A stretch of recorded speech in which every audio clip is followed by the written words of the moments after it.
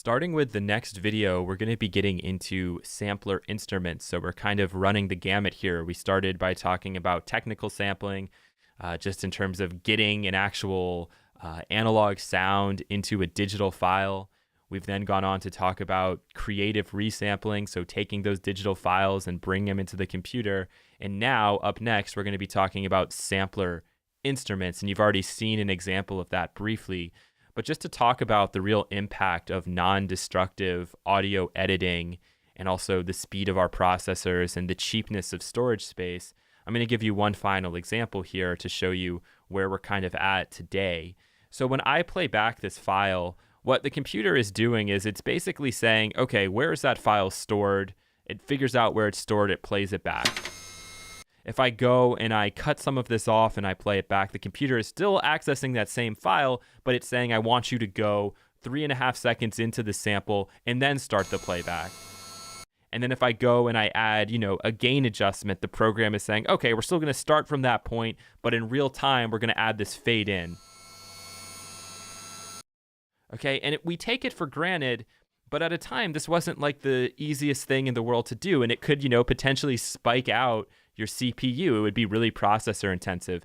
Now we could do this and duplicate this track 300, 400 times, and we'd barely see anything happening there with our DSP. And that's really opened the door for multi-sampled instruments, because if we can do this with just one sample, what's to stop us from taking 1,000 samples and kind of indexing them and then allowing somebody to control those with a keyboard? And that's really the dawn of samplers, and in the modern day of these multi-sampled instruments that are like hyper realistic. And this is as far as it's gone. If I go to this website here, this is the Hans Zimmer piano from Spitfire Audio, recently released at the time of recording this video. And you'll note that there are 88,352 samples, and this requires 211 gigabytes of disk space to actually be able to load in this instrument. And when somebody first told me about this, I was like, whoa, that's crazy. That's not practical at all. And then I thought about it and realized, no, I mean, it totally is practical. You could buy an external hard drive and just store the piano on there and very easily get whatever sound you want, because they've mic'd this thing up a million different ways. I assume they've used like prism converters. I don't know if it's going to say that to me on here, but my guess is they've used, Prism A to D converters so that they're getting the highest quality digital sound they possibly can.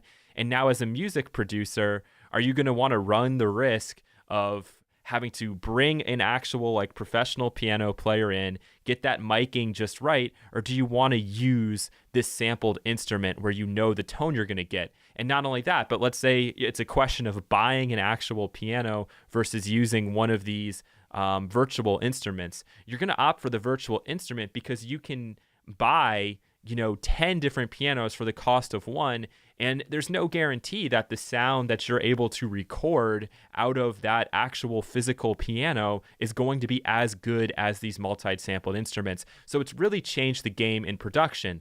That being said, it hasn't changed music entirely, because if I go to the Kennedy Center and I saw that somebody had a MIDI controller hooked up to one of these virtual instruments and they were playing it back, I'd feel like I completely got ripped off. I'd be furious about that. So there's still a place, there's still a role for the actual instruments, but in production, when it comes down to flexibility, control, and number of choices, things are really kind of pushing in this direction. And I think when you see 88,352 samples for a single piano instrument, it really kind of illustrates this point.